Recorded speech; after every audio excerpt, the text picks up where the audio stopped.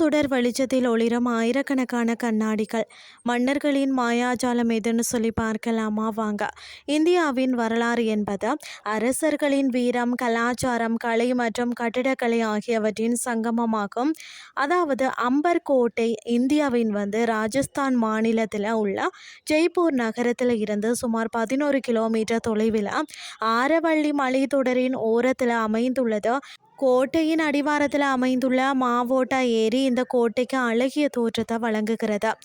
Amber பகுதியில் பார்த்தீங்கன்னு சொன்னால் ஆரம்ப காலத்தில் மீனா பழங்குடியினரின் கட்டுப்பாட்டில் இருந்ததா. பின்னர் கச்வகா ராஜபுத்திர வம்சம் இந்த பகுதியை கைப்பற்றி தங்கள் ஆட்சியை நிறுவியது.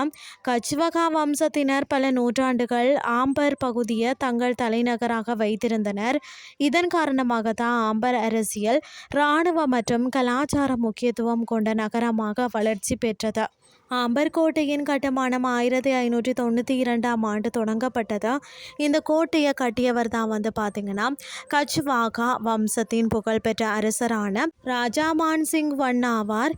இவர் முகலாய பேரரசர் அக்பரின் முக்கிய சேனாதிபதிகளில் ஒருவராக இருந்தாராம். ராஜா மான்சிங் ஒன் தொடங்கிய கட்டுமானத்தை அவரது வாரிசுகளான மிர்சா ராஜா ஜெய்சிங் ஒன், சவை ஜெய்சிங் டூ உள்ளிட்ட அரசர்கள் தொடர்ந்து விரிவுபடுத்தினராம். ஆம்பர் நீண்ட காலம் பார்த்தீங்கன்னா கச்வாகா வம்சத்தின் தலைநகரமாக இருந்த காலப்போக்கில் மக்கள் தொகை அதிகரித்ததும், நீர் பற்றாக்குறை ஏற்பட்டதும், நிர்வாக சிக்கல்கள் உருவானதும் காரணமாக 1727ஆம் ஆண்டு மகாராஜாவை சவை ஜெய்சிங் டூ புதிய நகரமாக ஜெய்ப்பூரை நிறுவினாராம்.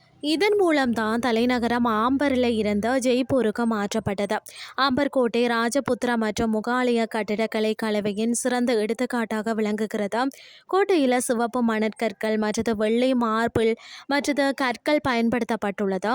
உயர்ந்த மதில்கள், பெரிய வாயில்கள், மாளிகைகள், மன்றங்கள் ஆகியவற்றை கோட்டையின் வலிமையையும் அழகையும் வெளிப்படுத்துகிறது. பாதுகாப்பாக கோட்டை மலை உச்சியில் அமைக்கப்பட்ட, அதாவது எதிரிகளின் தாக்குதலில் இருந்து பாதுகாக்கும் வகையில் வடிவமைக்கப்பட்டுள்ளது.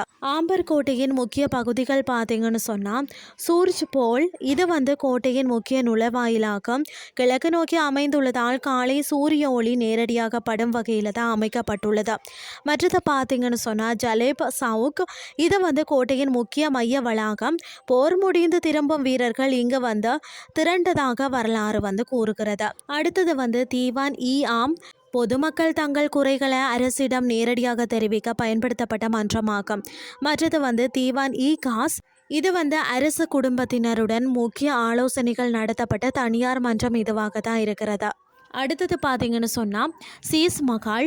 ஆம்பர் கோட்டையின் மிகவும் பிரபலமான பகுதி. ஆயிரக்கணக்கான சிறிய கண்ணாடி துண்டுகளால் அலங்கரிக்கப்பட்ட இந்த மாளிகையில் ஒரு சிறிய விளக்கு ஏற்றினாலே முழு அறையும் நட்சத்திரங்கள் போல ஒளிரும் என கூறப்படுகிறது. அடுத்தது பார்த்தீங்கன்னா சுக் நிவாஸ். கோடைக்கால வெப்பத்தை தணிக்க நீர்வழி அமைப்புகள் மற்றும் காற்றோட்ட வசதிகளுடன் கட்டப்பட்ட சிறப்பு அறைகள்னே சொல்லலாம். ஜெய்ப்பூர் நகரின் பெருமைக்கு அடையாளமாக விளங்கும் இந்த கோட்டை எதிர்கால தலைமுறைகளுக்கு இந்திய வரலாற்றின் மகத்துவத்தை உணர்த்தும் பொக்கிஷமாக நிலைத்து நிற்கும். இன்றைய கிறிஸ்டி உங்களுக்கு பிரயோசனமாக அமைஞ்சிருக்கும்னு சொல்லி நானும் நம்புகிறேன். இதே மாதிரி மற்றும் ஒரு கிறிஸ்டின் வாயிலாக உங்களை சந்திக்கிறேன். நன்றி.